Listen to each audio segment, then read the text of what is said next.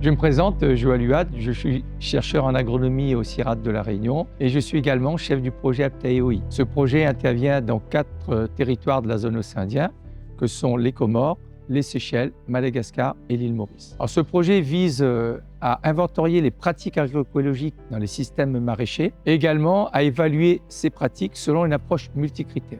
Dans cette capsule, nous allons vous évoquer l'approche agroécologique de la gestion de l'eau. L'eau représente 25% de la composition du sol et donc contribue à la vie du sol. Mais l'eau sert également à alimenter les hommes, les animaux, à transporter les éléments minéraux dans le sol, donc à assurer la nourriture des plantes. Nous allons vous présenter quelques pratiques agroécologiques qui visent à capter la ressource en eau, à gérer cette ressource en eau de façon économe pour, in fine, contribuer à ce que la plante produise au mieux.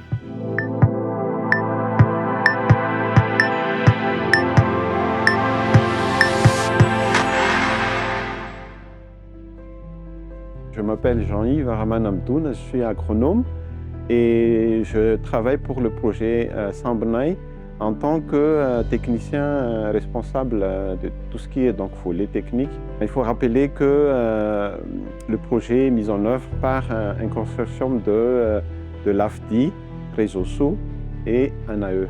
Les pratiques agroécologiques que nous avons diffusées auprès des agriculteurs, auprès des paysans, et la mise en place des canaux anti-érosifs, des canaux de rétention d'eau. Il s'agit d'un dispositif de gestion et de maîtrise de l'eau sur les parcelles de paysans. À Madagascar, on a un relief particulier de sol où souvent les paysans cultivent les bas-fonds, mais il faut dire aussi qu'il y a tout ce qui est pente. Il n'y a pas de système d'irrigation. Donc on attend l'arrivée des pluies avant de cultiver et souvent il n'y a pas suffisamment d'eau pendant la période de pluie où il y a trop de pluie et qui va abîmer donc, les parcelles qui se trouvent en pente et en bas de fond. Du coup, comme pratique agroécologique que nous avons diffusée, c'est la mise en place des canaux anti-érosifs. Donc ces canaux sont placés horizontalement sur les parcelles en pente. Donc on a des dimensions différentes des canaux. Pour la partie supérieure, on mettra un canal de 1 mètre de largeur et de 1 mètre de profondeur. Après, un autre type de canal de plus petite taille, de 50 cm de largeur et de 50 cm de profondeur. Donc ces canaux, on les mettra entre les parcelles dans la partie inférieure qui sert à retenir l'eau qui ruisselle dans les parcelles pour éviter que ça ruisselle directement dans le bas-fond. Les avantages donc, de ces dispositifs sont nombreux. En premier lieu, une quantité assez importante d'eau de pluie vont être retenues dans les canaux et de deux, il y a l'infiltration de ces eaux qui va alimenter les nappes phréatiques. Ça permet donc d'améliorer le débit, la quantité, la durée de l'eau qui va alimenter donc, les cultures en bas-fond et dans les rizières. Troisième point, ça permet aussi donc, de garder l'humidité des parcelles en bas des canaux plus longtemps que d'habitude. Cette pratique est très utile, mais il y a des inconvénients, plutôt des difficultés. Le problème, en fait, c'est que ça demande beaucoup de main-d'œuvre pour la mise en place des canaux.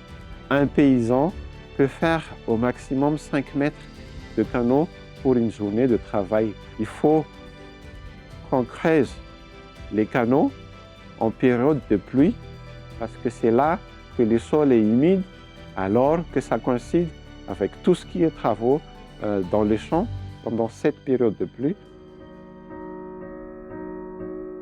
Je m'appelle Sedna Houza, je travaille dans l'association appelée DOMA. Je suis agronome et je suis le responsable programme de la thématique agriculture durable. Nous mettons en place des pratiques agroécologiques dans les coopératives que nous encadrons. Je vais vous présenter parmi les pratiques agroécologiques que nous menons, en l'occurrence l'irrigation goutte à goutte, la gestion de l'eau. Comme vous avez constaté ici, nous sommes dans une zone aride qui ne pleut pas beaucoup. Sur ce, nous avons mis en place une unité de stockage de l'eau qui est en haut pour permettre de gestionner l'eau de façon rationnelle et économisée. Pour ce faire, nous l'avons montée en altitude et nous collectons l'eau par l'eau pluviale. Puis nous avons mis des canaux jusqu'aux parcelles d'exploitation et l'eau coule gravitairement. Ce système permet d'apporter l'eau juste au niveau des racines. L'arrosage traditionnel, on utilise des arrosoirs, on arrose le sol mais juste superficiellement. Nous avons mis en place ce système en fonction des matériels locaux.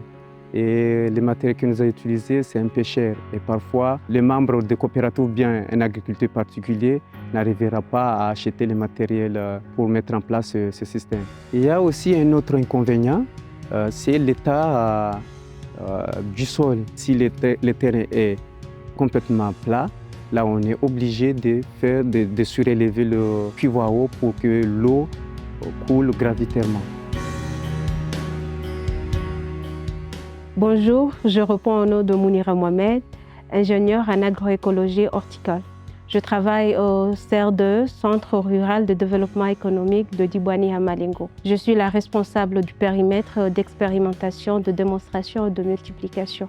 Une autre pratique qu'on utilise dans la zone, c'est les courbes de niveau. D'autres l'appellent le terrassement. Le but, c'est de maximiser les terrains parce que nous sommes dans une zone montagneuse. Donc, ce qu'on fait, on met les courbes de niveau afin d'éviter l'érosion, que ce soit éolienne ou hydrique, mais aussi pour le stockage de l'eau. Au lieu que l'eau soit amenée de là-haut jusqu'en bas, ça va se stocker dans la courbe de niveau. Et il y aura de l'eau disponible dans la courbe et dans l'autre courbe, il y aura une autre eau stockée. Donc, on va stocker le maximum de l'eau pour que les plantes en bénéficient. Pour mettre en place les courbes de niveau, on aura besoin soit des matières sèches, le caillou par exemple, sinon des matières vivantes comme le bracharia. Parmi les contraintes, on peut citer la pénibilité du travail et l'entretien aussi. C'est pas sûr que la murette va résister un an sans se défaire.